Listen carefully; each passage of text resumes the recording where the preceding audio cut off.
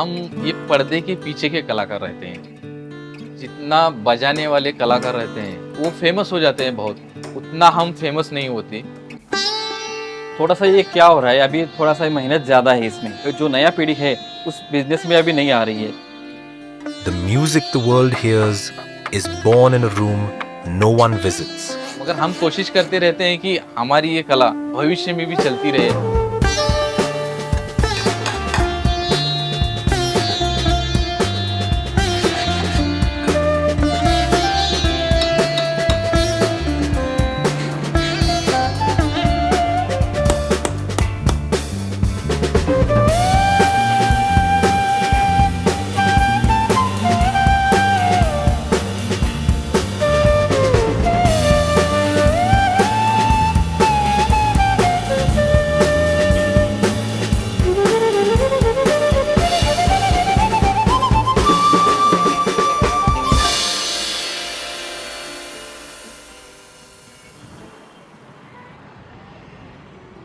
The sitar is one of India's most distinctive musical instruments, known for its deep resonance and expressive sound.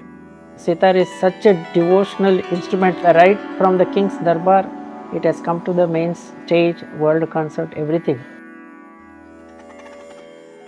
But the music that travels to global stages begins in Miraj, where the instrument is crafted long before any musician plays it. Miraj तंतु वाद्य बनाने में माहिर है, माहिर घर बोलते हैं इसको। यहाँ पे सितार, तानपुरा ये लगभग 1850 से शुरुआत हुई। A town where musical instruments take shape from wood, gourd, and long hours of disciplined labor. 2 centuries ago, the Shikalgar community worked with iron, blades, locks, weapons. When the sound of war faded, they turned their skill toward melody. इसकी शुरुआत मोहिनुद्दीन साहब और फरीद साहब ये 2 भाइयों ने यहाँ पे शुरुआत की। The sitar evolved through the 17th and 18th centuries, influenced by the veena and by Persian, Central Asian lutes such as the setar. By the 18th century, it had reached the form we recognize today and became central to Indian classical music. They are preparing very nice sitar by giving their soul to that art and all. So we are inclined to that Miraj Sitar itself. For many artists, a Miraj sitar means confidence on stage. That trust makes all the difference. And today, that trust rests with a small number of families. Among them are 2 brothers, Wahid Shahabuddin and Qayyum Shahabuddin, who still shape a sitar the way it was meant to be shaped. हम लोग सितार और तानपुरा बनाते हैं, अभी 6th generation से हम लोग ये बना रहे हैं। तो हम जब छोटे थे, मैं तो लगभग 10 साल का था, तो हमारे पिताजी ऐसा ये बनाने में बिजी रहते थे, तो हम खाली उनके पास बैठते थे और देखते थे कि हमारे पिताजी ये कैसा बना रहे हैं, क्या कर रहे हैं। तो हम देखते थे, थोड़ा बनाने की कोशिश करते थे।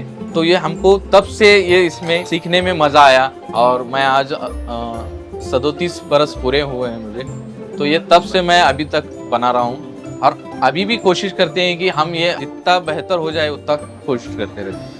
Their work begins far from the workshop. With a gourd grown by local cultivators, the raw shell that will one day hold a musician's sound. हम लोगों के लिए कद्दू मंगलवेड़ा या पंढरपुर साइड में वहाँ के जो फार्मर हैं वो करते हैं और वहाँ से ये हमें कद्दू वहाँ से मिलता है।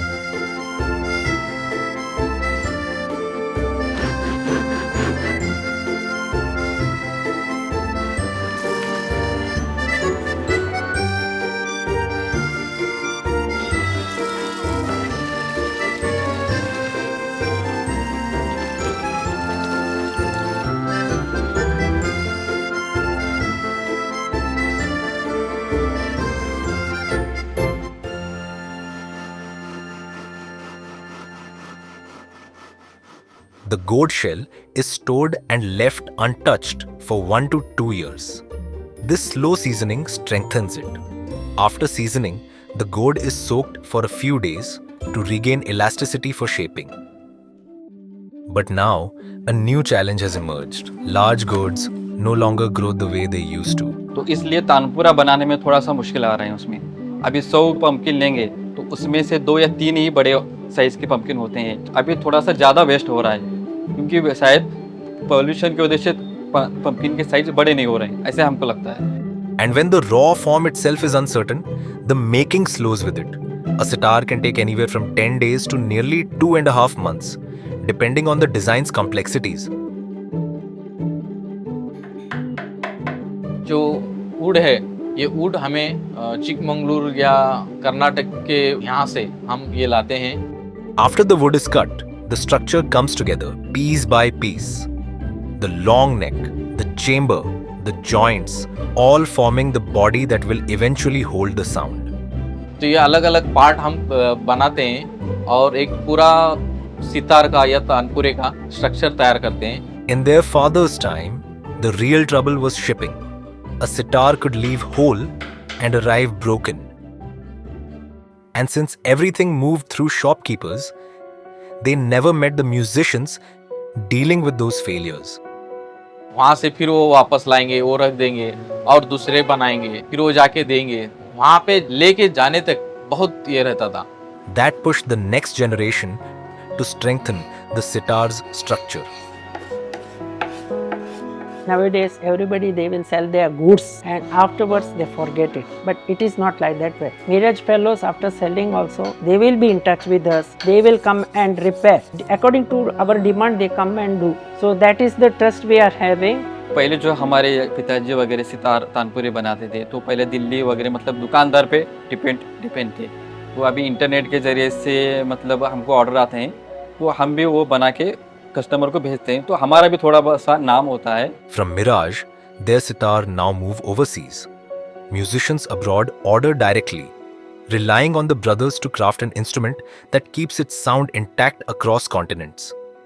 जब मुझे 2014 में पहला फॉरेन से एक ऑर्डर मिला था तब हमने उसको अच्छे से बनाया। इतना डरते डरते भेजा कि ना टूटे।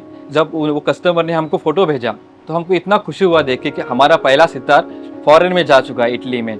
तो हमको देख के बहुत अच्छा महसूस हुआ। It was maestros like Ravi Shankar and Vilayat Khan who carried the sitar to global stages.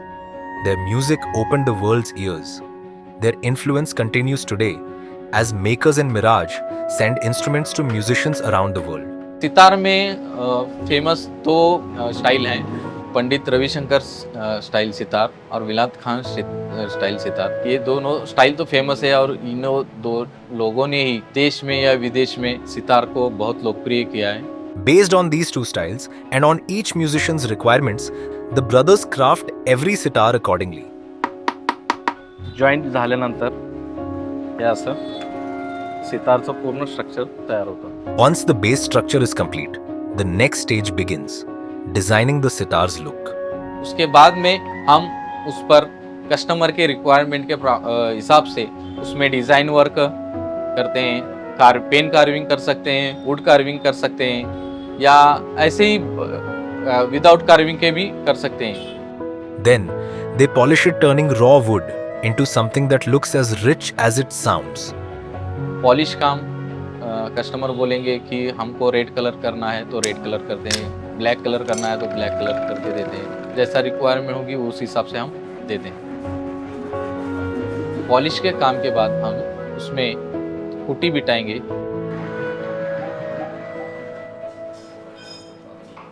Later, the strings are tied, each one adjusted carefully to balance the sound. तार लगाने के बाद ब्रिज बिठाएंगे, एबोनी का bridge रहता है वो बिठाएंगे। उसके बाद में जो फ्रेट्स हैं सितार के वो फ्रेट्स उसमें बिठाएंगे। Then, they install the sympathetic pegs that make the sitar's sound shimmer. उसके बाद में उसकी जवारी का काम करेंगे। In sitar making, jawari work refers to the fine adjustment and shaping of the bridge, the part over which the strings pass. पूरा ready होने के बाद हम उसको खुद बजा के देखते हैं कि ये अभी कैसी बज रही है। After tuning is complete, the sitar is packed. कुछ कस्टमर फॉरेन से रहते हैं, बाहर से रहते हैं, उसको हम अच्छे से उसका फोम पैक करते हैं। फोम पैक करने के बाद कुरियर से या इंडिया पोस्ट से उसको हम जो अभी ऑर्डर आए हैं अमेरिका, कनाडा, यूरोप में से आते हैं कुछ, तो वहाँ पे हम उसको सेफली भेज देते हैं। Their instruments travel more than they ever have, across cities, countries, and concert halls.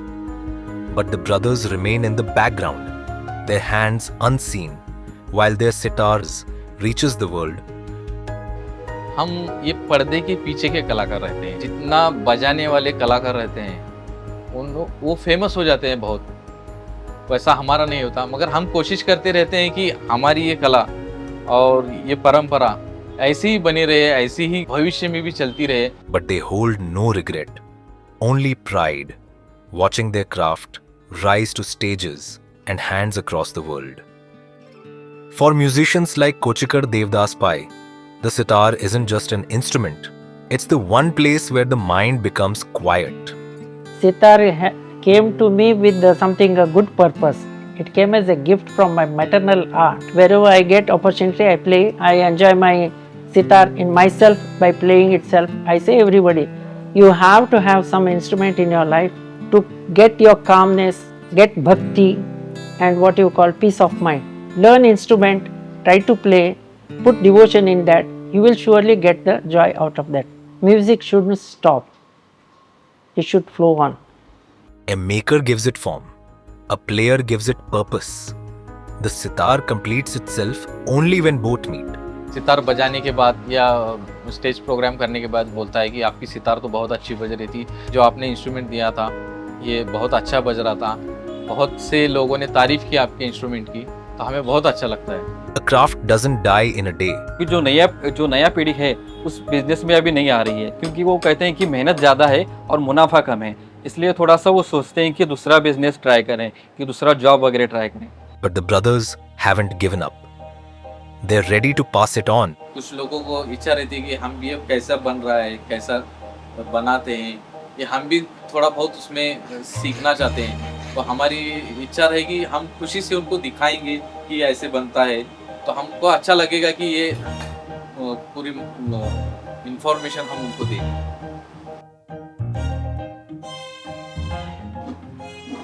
मुझे बहुत अच्छा लगेगा कि ये हमारा नेक्स्ट जनरेशन 7th जनरेशन भी इस कला में आए, या उसमें उसको लगे कि मैं भी पापा ये मैं सीखना चाहता हूँ, वो बोलेगा तो हम उसको भी सिखाएंगे। You won't see their names on a stage. You won't hear applause for the makers. But in Miraj, the work continues quietly, so that somewhere else, the music can speak loudly. It means the world to us that you're here. At Stories That Matter, we travel across India to bring you voices that often go unheard and lives that deserve the spotlight. All we ask is this: stick around as we explore our dreams and keep believing in stories that matter. Thank you for watching. We'll see you in the next episode.